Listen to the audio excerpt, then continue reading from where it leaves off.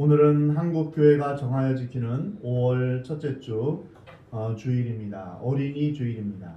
5월 5일을 어린이날로 정한 것은 소파 방정환 선생님입니다.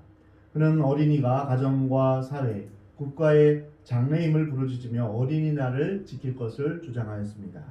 그때는 우리나라가 일제에 강점되어 있을 때입니다. 어린이날을 처음 지킨 것은 1923년입니다. 1948년 우리나라 정부가 수립된 이후에 공휴일이 되었습니다. 어린이는 가정의 꽃입니다. 미래의 희망입니다. 국가와 사회의 기초가 됩니다. 새싹입니다. 어린이는 약해 보이지만 언제나 새롭고 또한 싱싱합니다. 우리는 어린이들이 튼튼하고 건강하게 자랄 수 있도록 보살피고 가꿔야 합니다. 어른들의 의무이며 부모들의 의무입니다. 시대의 과제입니다. 어린이 주일은 하나님의 관점에서 어린이를 보면서 어린이들 믿음으로 말씀으로 양육하기를 다시 한번 다짐하는 그런 뜻깊은 주일입니다. 그런데 안타깝게도 오늘의 현실은 교회에서 어린아이들을 잃어버리고 있습니다. 자녀들을 많이 낳지 않는 관계로 교회와 학교가 많이 위축됩니다. 또한 세상 가치관에 많은 아이들을 빼앗기고 있습니다. 공부를 잘 해야 된다는 세상의 가치관에 밀려서 신앙 교육은 점차 뒤로 후퇴되어 가고 있습니다. 오직 믿음이 아니라 오직 공부라는 가치관 때문에 아이들을 교회 학교가 아닌 각종 학원으로 이제 떠나보내고 있는 것입니다. 그리고 최근에 코로나 사태로 인하여서 교회 학교의 신앙 교육에 큰 타격을 주고 있습니다. 오늘날의 상황은 교회 학교가 안팎으로 많은 시련을 겪고 있음을 보여주고 있습니다. 오늘날 세상이 어지럽고 또한 불의와 불법이 이제 가득 찬 이유는 자녀 교육 때문임을 우리가 부인할 수 없습니다. 밥 먹이고 옷만 입히면 자식을 키우는 것이 아닙니다. 귀중하기로 말하면 어린이들은 꽃이나 애완견이나 다이아몬드에 비할 수 있겠습니까? 그 나라의 장래는 바로 그 나라의 어린이들을 어떻게 교육하느냐에 따라 달려 있습니다. 미국에서는 오늘날 걸핏하면 어린아이들이 이제 총을 난사하고 그래서 많은 아이들이 죽고 또 어린 학생들이 술과 담배, 마약 등에 이제 중독되어 있고 중고등학생들은 말할 것도 없고 초등학교 5학년 아이까지 임신하는 그런 형편이니 얼마나 이 세상이 부패해졌습니까? 이 모든 원인이 가정에서 학교에서 어린이들을 잘못 가르쳤기 때문입니다.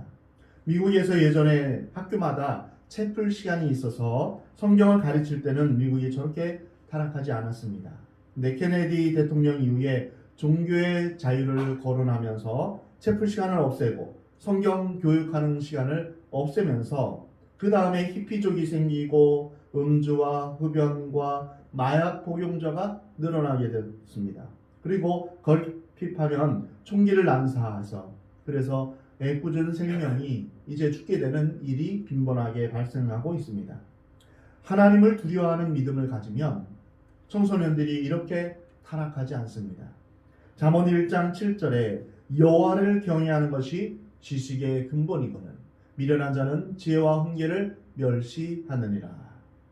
잠언 9장 10절에 여호와를 경외하는 것이 지혜의 근본이요 거룩하신 자를 아는 것이 명철이니라.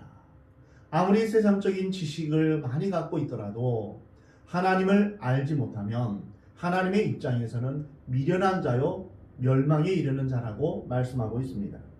모든 지혜와 명철의 근본은 하나님을 알고 또한 하나님이 살아계심을 믿고 또한 그분을 두려워하는 데서 오는 것입니다.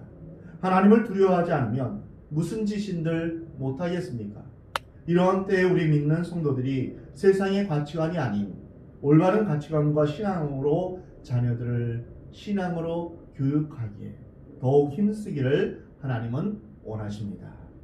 오늘 본문에서 예수님은 어린아이들이 내게 오는 것을 용납하고 금하지 말라라고 말씀하십니다. 예수님을 메시아로 훌륭한 선생님으로 인식한 사람들이 아이들을 데려와서 자기 아이들을 데려와서 예수님께서 안수해 주시기를 그렇게 원했습니다. 그러나 제자들이 부모들을 꾸짖었습니다. 제자들의 생각으로는 어른들만 상대해도 벅찬데, 예수님이 이렇게 바쁘신데 어린이들을 왜 데리고 와서 선생님을 더 힘들게 하느냐 하는 것입니다. 이때는 예수님께서 예루살렘으로 속죄의 죽음을 담당하시기 위해서 제자들과 같이 예루살렘에 올라가시던 때였습니다. 예수님을 섬기는데 큰 역할을 한 제자들 사이에서는 누가 서로 크냐 하며 다툼이 있었습니다.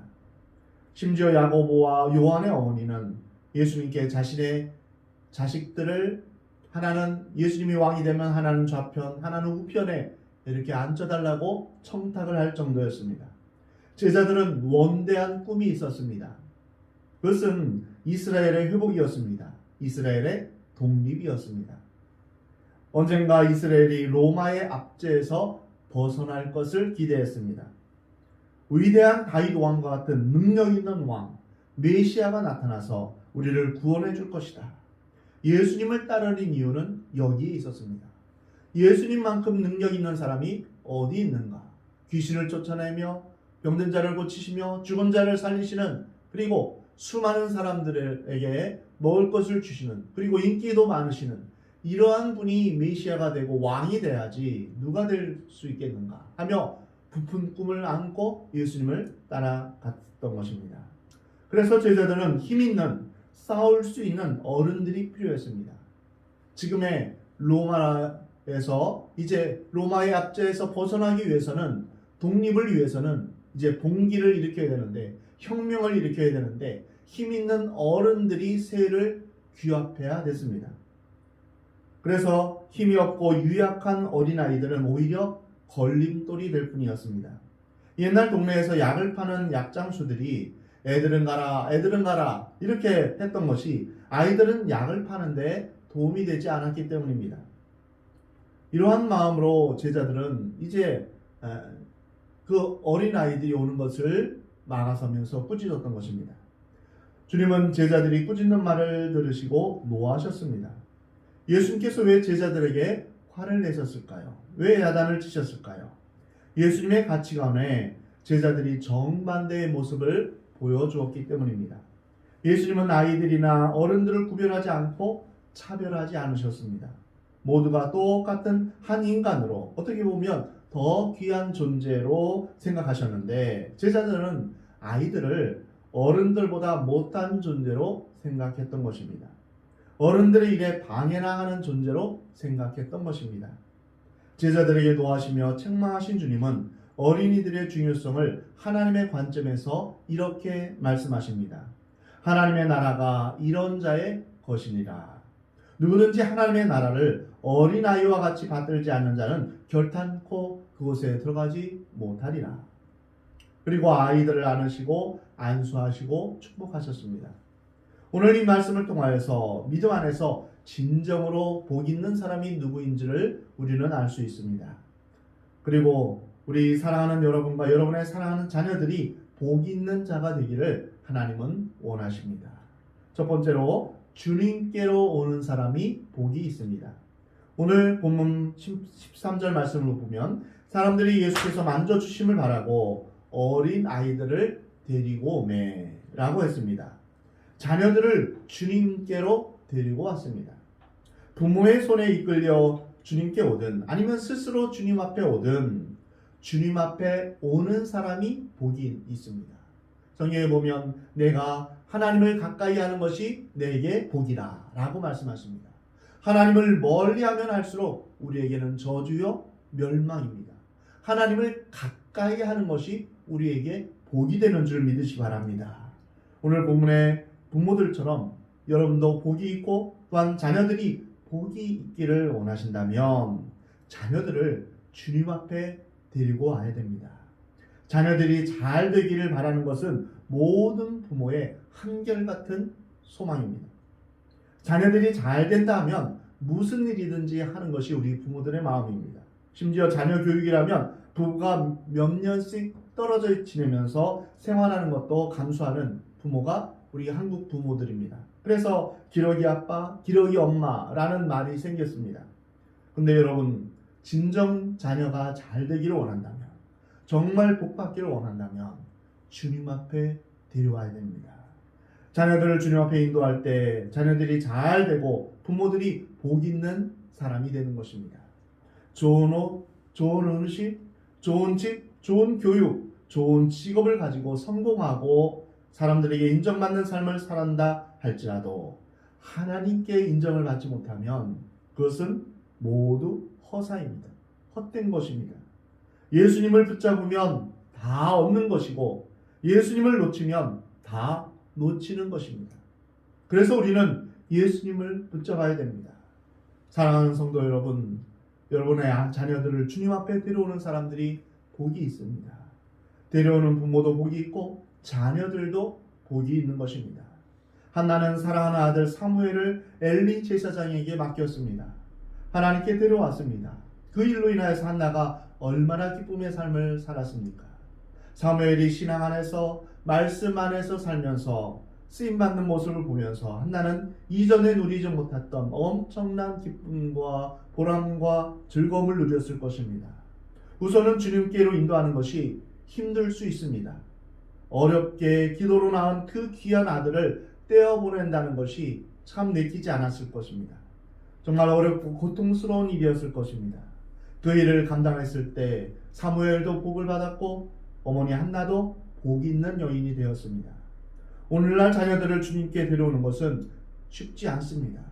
세상의 가치관을 거스르면서 살아가야 되는 것도 결코 쉽지 않습니다. 때로는 아이들이 말을 잘 듣지 않으려고 합니다. 그러나 힘들고 어려워도 주님께 자녀들을 데리고 와야 됩니다. 아브라함은 아들 이삭을 번제로 드리라 하는 하나님의 명령을 듣고 아들과 함께 모리아 산으로 올라갑니다. 아들을 제물 삼아 바치려는 그 여정이 얼마나 힘들고 괴로웠겠습니까? 그런데 아브라함은 아들의 손을 꼭 잡고 그 힘들고 어려운 길을 올라가서 마침내 하나님께 번제로 드리려고 합니다. 사랑하는 자녀들과 함께 예배의 산에, 기도의 산에, 교회의 산에, 말씀의 산에 함께 올라갈 때 복 있는 자녀, 또한 복 있는 부모가 될 줄 믿으시 바랍니다. 두 번째로 복 있는 사람은 하나님의 나라를 받드는 사람입니다. 받아들이는 사람입니다. 14절 말씀에 하나님의 나라가 이런 자의 것이니라. 15절에서 누구든지 하나님의 나라를 어린아이와 같이 받들지 않는 자는 결단코 그곳에 들어가지 못하리라. 여기에서 우리가 주목해야 될 것이 하나님의 나라입니다. 하나님의 나라는 하나님께서 통치하시는 나라입니다. 하나님이 다스리시는 나라입니다. 그 나라는 바로 천국이며 또한 낙원입니다. 그 나라는 우리가 이 세상을 떠나 들어가는 나라이고 또한 이 세상에서 하나님과 함께 누릴 수 있는 나라입니다. 하나님 나라에 들어가서 그 나라를 누리는 것이 우리 신앙의 최고의 목표요 축복이며 구원입니다. 우리가 이 땅에 살면서도 그 하나님 나라를 경험할 수 있는 것입니다. 사도와 우리가 바라는 것이 이 세상의 삶뿐이면 우리가 가장 불행한 자다라고 말하고 있습니다. 여러분 모두 하나님 나라에 들어가서 그 나라의 주인공으로 살아가시길 바랍니다. 그런데 주님은 그 나라가 어떤 사람의 것이라고 말씀하십니까? 바로 어린아이와 같이 받들지 않으면 그 나라에 결코 들어갈 수 없다라고 말씀하십니다. 이 말은 어린아이가 하나님 나라의 주인공이라는 것이 아닙니다. 어린아이와 같은 자, 즉 어린아이와 같이 그 나라를 받드는 자가 주인공입니다. 여기에서 받들다라는 것은 새 번역 성경에서는 받는다, 받아들인다 이렇게 번역합니다. 하나님의 나라를 어린아이와 같이 받아들이는 자가 그 나라에 들어간다는 말씀입니다. 하나님의 나라는 우리가 소망하는 신앙생활의 목표요 축복이며 행복입니다. 하나님 나라를 들어가서 그 행복을 마음껏 누리기 위해서는 주님의 말씀처럼 이 하나님 나라를 받아들여야 됩니다. 여기서 하나님의 나라는 주님이 주시는 선물입니다. 내가 하는 것이 아닙니다. 에베소서 2장 8, 9절 말씀에 너희가 그 은혜를 인하여 믿음으로 말미암아 구원을 얻었나니 이것이 너희에게서 난 것이요 아니요 하나님의 선물이라. 행위에서 난 것이 아니니 이는 누구든지 자랑치 못하게 하려 합니다. 우리가 어떤 행동으로, 우리가 어떤 능력으로, 업적으로 하나님 나라에 가는 것이 아닙니다. 하나님이 우리에게 주시는 크고 놀라운 선물입니다. 예수님을 나의 주님, 나의 하나님으로 믿고 섬기는 자가 받는 그러한 선물입니다. 하나님을 믿는 믿음의 선물이요, 구원의 선물입니다. 이 선물을 기꺼이 받아들이는 것, 이것이 그 나라의 축복을 누리고 그 나라에 들어가는 비결입니다. 예전에 복음에 대해서 설교할 때 구원이 하나님의 선물이라는 것을 설명하기 위해서 이런 예화를 든 적이 있습니다. 돈 10,000원을 아이에게 보여주면서, 아이들한테 보여주면서, 아이들한테는 큰 돈이죠. 이 돈을 너희에게 줄 테니까 만약 갖고 싶은 사람이 있으면 나와서 가져가라. 처음에는 조금 망설이다가 이내 한 용감한 이제 아이가 나와서 받아 가져갑니다. 그러면 그 10,000원은 누구 것이 될까요? 바로 그 용감하게 나와서 받아 가진 그 아이의 것입니다. 이것을 구원의 선물이요, 구원을 받는 것이 바로 이와 같다라고 가르쳤습니다. 여러분, 아이들은 잘 받아들입니다. 이런저런 생각을 하지 않습니다. 그래서 때로 쉽게 유괴도 당합니다. 여기에 비해서 어른들은 어떻습니까? 이 생각, 저 생각을 하면서 여기에 무슨 꿍꿍이가 있는가? 내가 여기에 이 선물을 받아들이면 또 내가 어떤 대가를 치러야 되는가? 이것을 생각하면서 잘 받아들이지 않습니다. 하나님의 크고 놀라우신 그 선물에 대해서 자꾸만 의심하고 또 내가 뭔가 해야 될 것 아닌가라고 생각합니다. 그래서 이제 쉽게 받아들이지 못하는 어른과 쉽게 받아들이는 어린이의 그런 차이가 있는 것입니다. 주님은 하나님의 나라를 어린아이처럼 그냥 받아들이라고 말씀하십니다. 감사함으로 받아들이고 주실 줄 믿고 받아들여야 됩니다. 그래서 믿음은 어린아이와 같이 순수한 마음이 필요한 것입니다. 그러면 하나님 나라에 들어갈 수 있다고 말씀하십니다. 저는 우리 사랑하는 성도 여러분이 하나님의 나라를 이런 어린아이와 같이 받아들이는 복된 자가 되기를 주님 앞에 축원합니다. 예수 그리스도를 나의 주님으로 나의 하나님으로 믿고 영접하는, 그래서 하나님의 진리, 하나님의 말씀을 순수하게 받아들이면서 구원받는 그런 하나님 나라에 들어가는 은혜가 여러분 가운데 있기를 주의 이름으로 축원합니다. 세 번째로 복 있는 사람은 어린 아이들을 영접하는 사람입니다. 마가복음 9장 37절에 주님은 누구든지 내 이름으로 이런 어린아이 하나를 영접하면 곧 나를 영접하며, 누구든지 나를 영접하면 나를 영접함이 아니요 나를 보내신 이를 영접합니다. 이것은 바로 어린아이와 같은 사람, 어린아이를 영접하면 바로 예수님을 영접하는 것이요 하나님을 영접하는 것과 같다라고 말씀하십니다. 여기에서 어린아이는 정말 어린아이일 수도 있고 또는 가장 약하고 부족하고 연약한 자를 가리킨다고 말할 수 있습니다. 어린아이 하나를 영접하는 것이 예수님을 영접하는 것입니다. 이 얼마나 복된 사람입니까? 신앙생활을 하는 것은 절대 주님과 반대편에 서는 것이 아닙니다. 주님과 함께하고 주님과 동행하며 주님의 마음을 나의 마음으로, 또한 주님의 관심을 내 관심으로, 주님의 뜻을 내 뜻으로 받아들이는 것입니다. 그래서 주님의 뜻이 어디에 있는가? 바로 연약하고 부족하지만 어린아이와 같은 그런 사람에게 하나님은 관심을 가지고 계신 것입니다. 내가 가려는 곳에, 주님이 가려는 곳에 내가 가고, 주님이 사랑하는 자를 내가 사랑하고, 주님이 위로하고 싶은 자를 내가 위로하는 것, 이것이 바로 신앙생활인 것입니다. 주님의 제자들은 이러한 주님의 마음을 몰고 어린아이를 데려오는 그 부모들을 꾸짖었습니다. 그러나 주님은 오히려 제자들에게 분노하시면서 어린아이들을 받아들이시면서 안수하시고 축복하셨습니다. 축복은 축복한 만큼 그대로 이루어집니다. 저주도 저주한 것만큼 그대로 되어집니다. 자녀들에게 그리고 서로에게 축복하며 사는 여러분 되시기 바랍니다. 특히 대제사장 축복 기도문이 민수기 6장 24절부터 26절에 있습니다. 이 말씀으로 여러분 자녀들을 축복하시기 바랍니다. 여호와는 내게 복을 주시고 너를 지키시기를 원하며 여호와는 그의 얼굴을 내게 비추사 은혜 베푸시기를 원하며 여호와는 그 얼굴을 내게로 향하여 드사 평강 주시기를 원하노라. 이 말씀으로 여러분의 자녀들에게 복을 선포하시기 바랍니다. 이 말씀이 어디에 있는가? 그걸 기억하기 위해서는 24장부터 26장 중간에는 25장입니다. 그래서 민수기 6.25 하면 이 대제사장 축복 기도문을 우리가 찾을 수 있습니다.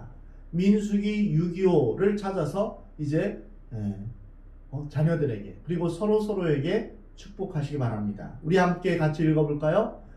여호와는 내게 복을 주시고 너를 지키시기를 원하며 여호와는 그의 얼굴을 내게 비추사 은혜 베푸시기를 원하며 여호와는 그 얼굴을 내게로 향하여 드사 평강 주시기를 원하노라. 아멘. 야곱이 그 아들과 손자들에게 축복했듯이 축복하시길 바랍니다. 복은 축복하는 자에게 주는 선물입니다. 예수님은 제자들을 파송하실 때 어느 집에 가든지 그 집이 평안하기를 빌라라고 하셨습니다. 그 집이 받아들이면 그 축복이 그 집 것이요 받아들이지 않으면 그 복은 축복한 자의 것이라고 말씀하셨습니다. 어린아이들을 축복하는 여러분 되시기 바랍니다. 또한 자녀들에게 성경을 가르치고 읽게 해야 합니다.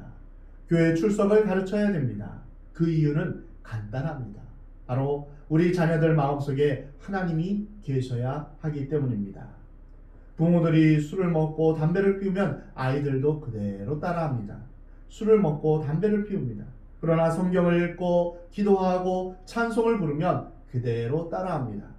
예배를 잘 드리면 그대로 합니다. 주의를 잘 지키면 그것도 잘 따라서 합니다. 정직하고 진실하면 그대로 따라서 살아갑니다. 그래서 훌륭한 자식들 뒤에는 반드시 훌륭한 부모가 있습니다. 특히 어머니가 있습니다. 출애굽의 이스라엘의 위대한 지도자 모세의 어머니는 요게벳이었습니다.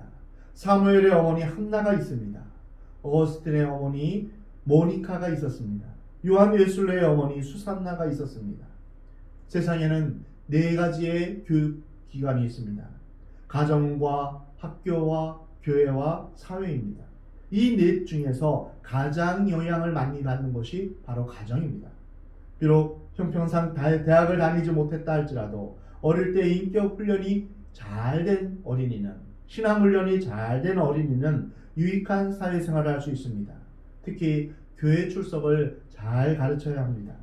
교회 안 가는 것은 큰일처럼, 학교 안 가는 것은 큰일처럼 여기고 교회 가지 않는 것은 대수롭지 않게 여기면서 내버려두면 안 됩니다.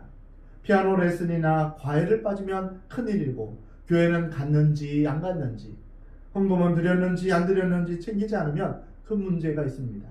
사랑하는 성도 여러분, 나의 자녀이건 다른 사람의 자녀이거든 관심을 가르치고 기도하고 해서 믿음의 훈련을 시켜야 합니다. 이것이 교회의 사명입니다. 먼저 믿은 우리의 사명입니다. 위대한 신앙의 유산을 바르게 물려주는 신앙의 선배가 되기를 하나님은 원하십니다. 우리가 우리의 자녀들에게 물려줄 수 있는 최고의 유산은 바로 신앙입니다. 영원한 생명, 하나님의 말씀, 또한 하나님의 천국을 자녀들에게 주는 것만큼 더 위대하고 더 큰 것이 어디에 있겠습니까?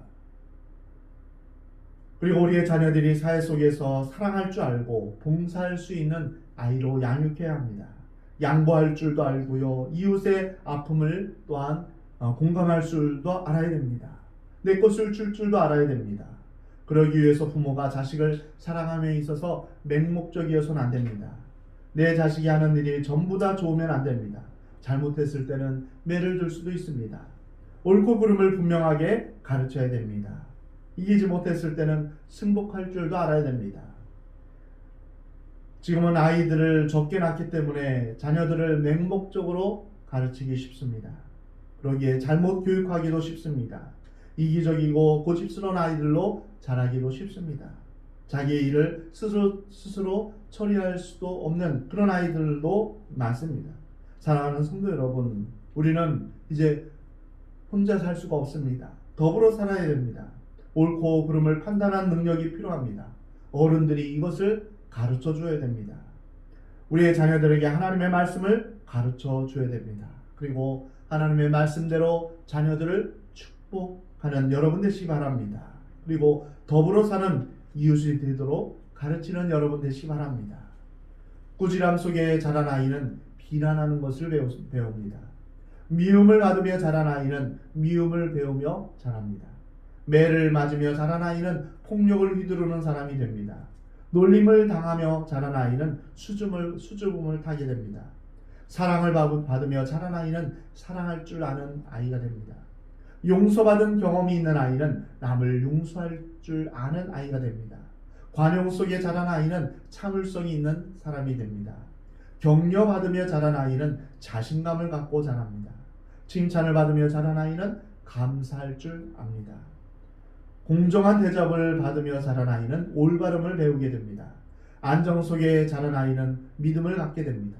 기도로 자란 아이는 희망을 꿈꾸게 됩니다. 사랑하는 성도 여러분, 무엇보다도 자녀들에게 예배를 가르쳐 주시기 바랍니다. 교회를 가르쳐야 됩니다. 봉사를 가르쳐야 됩니다. 말씀을 가르쳐야 됩니다.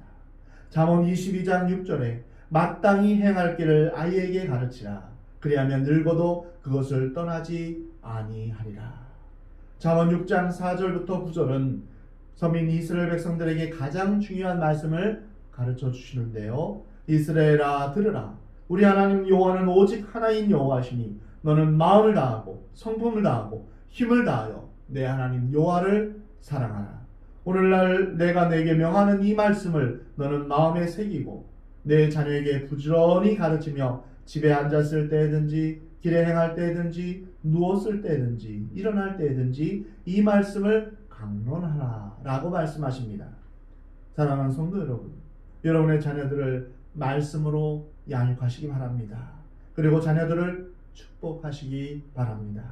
그래서 하나님 나라를 위해 또한 이 나라 민족을 위해서 귀하게 쓰임받는 그런 여러분의 자녀가 되기를 주의 이름으로 축원합니다. 오늘 어린이 주일을 맞이하면서 다시 한번 우리 모두 또한 우리의 자녀들이 주님 앞에 나아가는 것이 참된 복임을 깨닫고 내가 주님 앞에 갈 뿐 아니라 우리의 자녀들을 큰 자녀가 되었든 어린 자녀가 되었든 주님께 인도하는 복된 여러분의 삶이 되시기를 주의 이름으로 축원합니다. 또한 하나님의 나라를 어린 아이처럼 받아들이며 어린아이와 같은 연약한 자를 받아들임으로 인하여서 예수님을 영접하고 섬기는, 그래서 하나님 앞에 복 있는 사람이 되기를 우리 주님은 원하십니다. 이 시간 함께 기도하겠습니다. 기도할 때 우리